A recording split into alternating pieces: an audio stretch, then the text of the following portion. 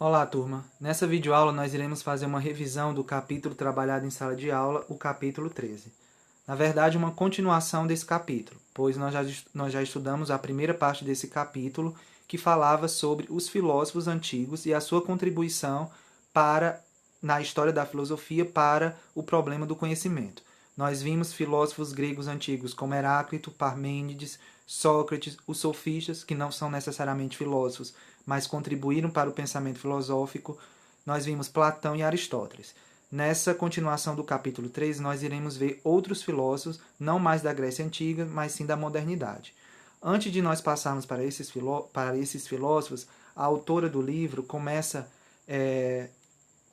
a falar sobre os filósofos medievais, que estão na transição entre os filósofos antigos e os filósofos modernos.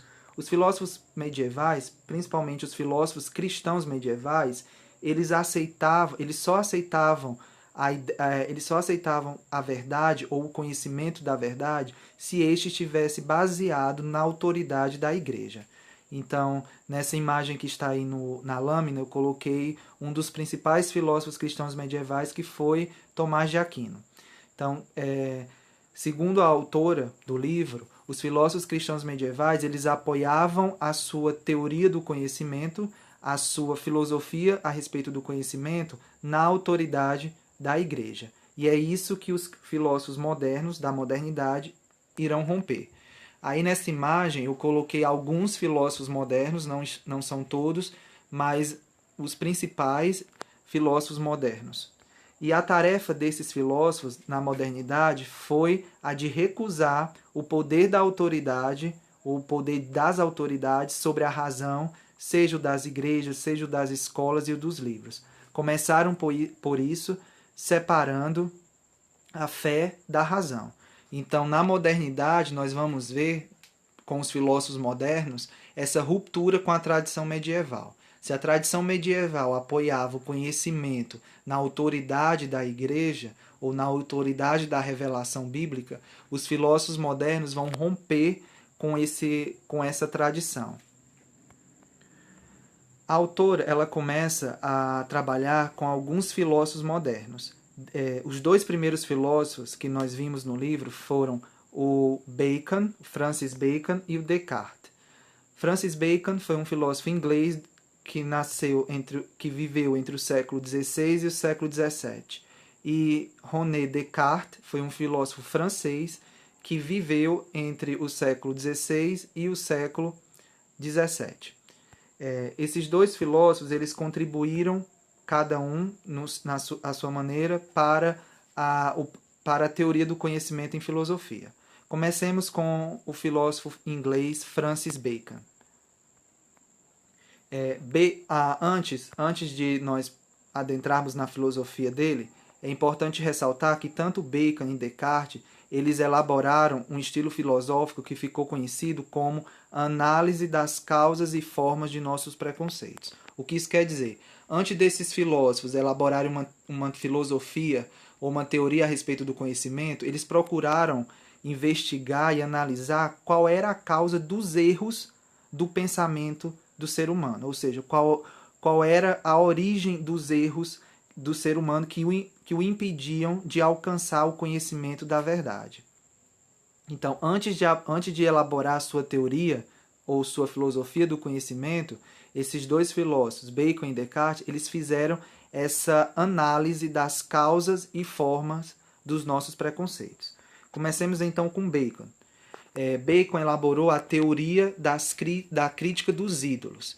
Segundo Bacon, existem 4 tipos de ídolos, e esses ídolos eles impedem ou eles atrapalham o ser humano na busca da verdade, no seu acesso à verdade, ou então no seu acesso ao conhecimento da verdade. O primeiro ídolo para o filósofo inglês Bacon era os ídolos da caverna. A caverna aqui, e aí eu coloquei nessa imagem, ela faz uma referência ao mito da caverna do diálogo à República de Platão. Então, na verdade, Bacon ele resgata essa figura que está na filosofia grega antiga, através de Platão, e ele denomina os ídolos da caverna como as opiniões que se formam em nós por erros e defeitos de nossos órgãos dos sentidos. Ou seja, os ídolos da caverna são as opiniões são as opiniões que os seres humanos têm e que estão baseadas nos erros dos órgãos dos sentidos. Segundo Bacon, esses ídolos da caverna, ou essas opiniões, são as mais fáceis de serem corrigidas pela nossa inteligência. O segundo tipo de ídolo, para Bacon, seria os ídolos do fórum. O fórum era o que nós podemos entender hoje como a praça pública na Roma Antiga. Então, eu coloquei nessa imagem aí, que aparece na lâmina, as ruínas do fórum romano, né? Nós podemos entender o fórum como a praça pública. Então, quando o Bacon fala de ídolos do fórum, ele quer dizer que são as opiniões que se formam em nós como consequência da linguagem e de nossas relações com os outros. Ou seja, são as opiniões que advêm das nossas relações com os nossos semelhantes. Segundo Bacon, essas opiniões são difíceis de serem vencidas, pois a inteligência tem poder sobre eles, sobre os ídolos do fórum.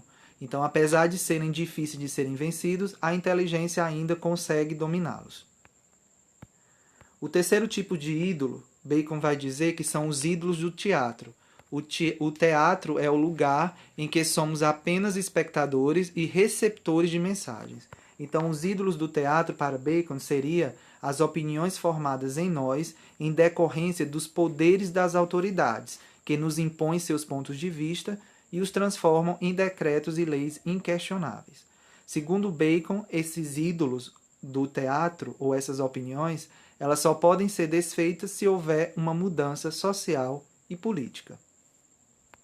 O quarto tipo de ídolo para Bacon seria os ídolos da tribo. A tribo é um agrupamento humano em que todos possuem a mesma origem, o mesmo destino, as mesmas características e os mesmos comportamentos. Então, os ídolos da tribo são as opiniões que se formam em nós em decorrência da natureza humana.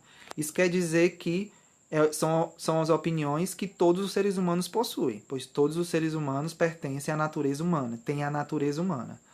Então, essas opiniões são próprias da espécie humana e só podem ser vencidos, essas opiniões ou esses ídolos da tribo só podem ser vencidos se houver uma reforma da própria natureza humana. Para Bacon, a demolição dos ídolos, dos quatro tipos de ídolos que nós acabamos de ver, é necessária para se ter uma reforma da inteligência ou do entendimento, dos conhecimentos e da sociedade.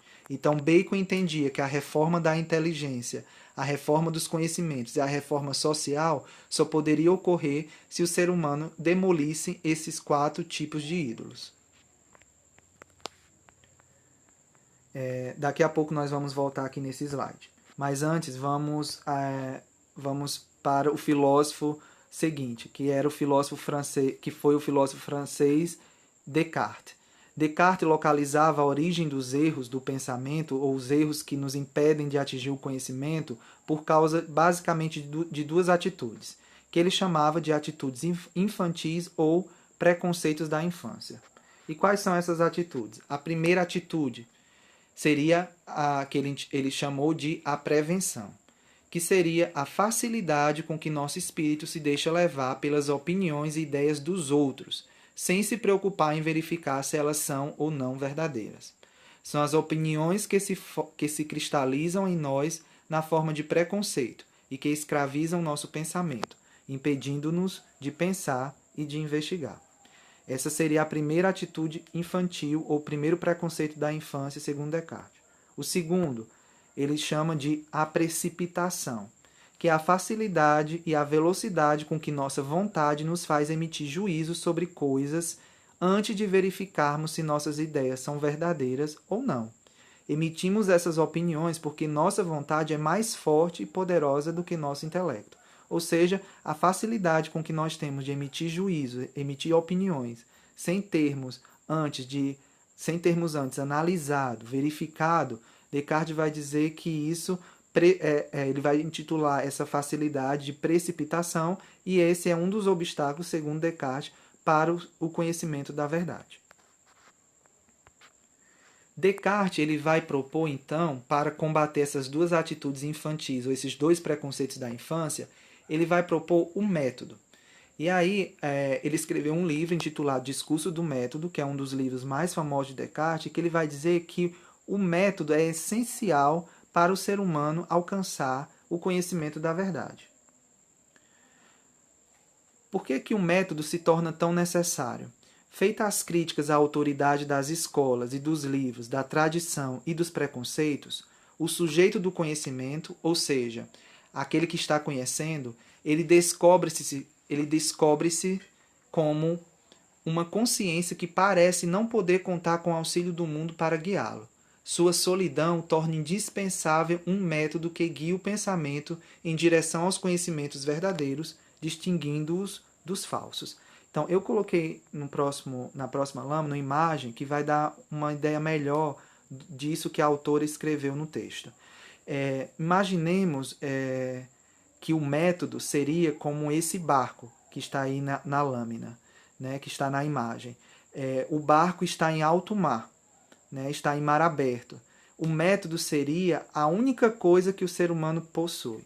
O ser humano tem de possuir para poder pensar de forma correta. Por quê? Porque, como nós vimos agora há pouco, os filósofos modernos eles romperam com a tradição medieval. Então, eles não queriam mais apoiar a filosofia, o pensamento, em livros antigos, na igreja, na tradição.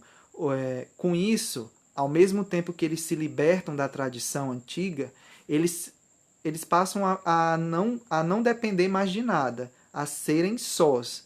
E essa solidão faz com que seja necessário, segundo Descartes, que haja um método, que seria como esse barco que está aí na imagem. Ele proporciona navegar nesse mar aberto, vazio, sem nada. Então, o método para Descartes é fundamental para o ser humano conseguir pensar com clareza, conseguir pensar de forma racional.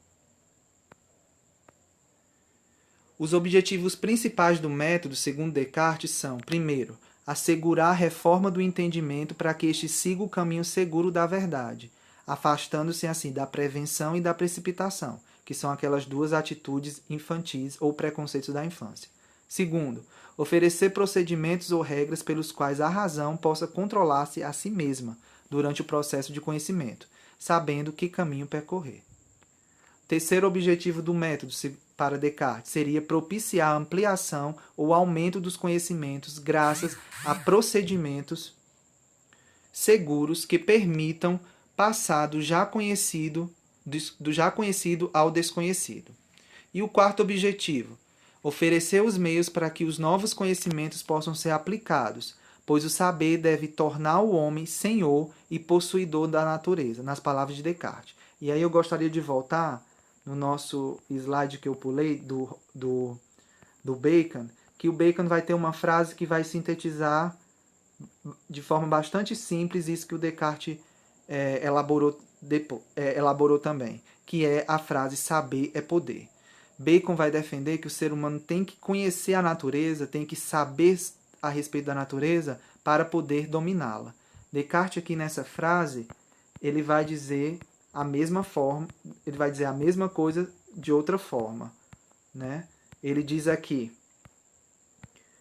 que o saber deve tornar o homem senhor e possuidor da natureza. Então, tanto Bacon como Descartes, eles defendem, eles afirmam que o conhecimento, o fato de o ser humano possuir conhecimento, o torna capaz de dominar, capaz de comandar a natureza. Bem, o próximo filósofo que nós vimos, nessa segunda parte do capítulo, foi outro filósofo inglês chamado John Locke. Locke viveu entre o século XVII e o século XVIII. Ele foi o filósofo que, pela primeira vez na história da filosofia, propôs uma teoria do conhecimento. Na verdade, ele propôs outros filósofos também propuseram uma teoria do conhecimento, mas não de forma tão elaborada, de forma tão profunda como Bacon fez. Por isso que ele é considerado como o filósofo que fez a primeira teoria do conhecimento. Apesar de que, como nós vimos, filósofos antigos gregos, já no século 6 a.C., também se preocuparam a respeito da questão do conhecimento. Locke é caracterizado como o precursor da teoria do conhecimento propriamente dita. Por quê? Porque ele analisou cada uma das formas de conhecimento que possuímos, analisou a origem de nossas ideias e nossos discursos, analisou a finalidade das teorias, analisou as capacidades do sujeito do conhecimento relacionadas com os objetos que ele pode conhecer. Então, por esses fatores, Locke é considerado como o precursor, como o primeiro filósofo que elaborou uma teoria completa, robusta, uma teoria do conhecimento na filosofia. Locke ele vai divergir de Descartes em relação à teoria do conhecimento. Por quê? Para Descartes, o conhecimento ele era dividido em duas partes. Na primeira, nós tínhamos o conhecimento sensível, que é aquele que vem dos sentidos e que para Descartes está sujeito ao erro. E nós temos o conhecimento inteligível, também chamado intelectual, que é aquele conhecimento puramente verdadeiro. Então, Descartes vai dividir o conhecimento nesses dois tipos. Da mesma forma como Heráclito, como nós vimos nesse mesmo capítulo, na primeira parte, Heráclito também dividiu o conhecimento em dois. Descartes também vai fazer isso, bastante séculos após Heráclito, o conhecimento sensível e o conhecimento intelectual. Mas Locke, no entanto, ele vai discordar dessa teoria de Descartes. Por quê? Locke vai propor que, na verdade, o conhecimento ele acontece por graus contínuos. Ou seja, ele começa de um grau inferior até um grau superior. Então, é por isso que eu desenhei aí, como os senhores podem ver na lâmina, essa escada. O conhecimento para Locke, ele partiria da sensação, que estaria num grau inferior, até chegar nas ideias, que estaria no grau superior. Como se forma o conhecimento para Locke? Aqui, nesse ponto, a autora ela vai analisar ponto por ponto da teoria do Locke. A resposta simples seria por um processo de combinação e associação dos dados da experiência. Mas como é que isso acontece? É o que nós vamos ver agora. A primeira parte, para Locke. Por meio das sensações, recebemos as impressões das coisas externas, que formam o que Locke chama de ideias simples. Ou seja, primeiro o ser humano tem as impressões. Essas impressões vão se transformar, vão se transformar em ideias simples. Segundo passo. Nas percepções, essas impressões ou ideias simples se associam, ou seja, se juntam, formando ideias complexas ou compostas. Então, as ideias simples, elas vão se agrupar, elas vão se juntar e vão formar ideias complexas, também chamadas de ideias compostas. Terceiro, por intermédio de novas combinações e associações, essas ideias se tornarão mais complexas na razão, que forma as ideias abstratas ou gerais, como, por exemplo, a ideia de corpo, de alma, de Deus, e as ideias das relações entre essas ideias complexas. Exemplo, identidade, causalidade, finalidade. Então, as ideias complexas ou compostas, elas vão se combinar, vão se associar e vão formar as ideias abstratas ou gerais. Então, se a gente pudesse colocar isso num esquema, seria dessa forma. Primeiro, temos as impressões. Essas impressões, elas se associam em forma de ideias simples. As ideias simples se associam, se agrupam e formam as ideias complexas ou compostas. E essas ideias complexas ou compostas se associam e formam as ideias abstratas ou gerais. E era isso. Obrigado pela atenção.